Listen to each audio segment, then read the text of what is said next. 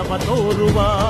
ಪುಣ್ಯ ಭೂಮಿ ಮಾನ ಪ್ರಾಣ ರಕ್ಷೆಗಾಗಿ ಶ್ರಮಿಸುವ ದೇಶಭಕ್ತಿ ಈಶ ಶಕ್ತಿ ಎಂದು ಸಾರಿ ಹೇಳುವ ಕಾಡಶತ್ರು ನಾಶಕ್ಕಾಗಿ ಸಂಘಟಿತರಾಗುವ ಸಂಗ್ರಾಮ ಮಾಡುವ ಸ್ವಾತಂತ್ರ್ಯ ಪಡೆಯುವ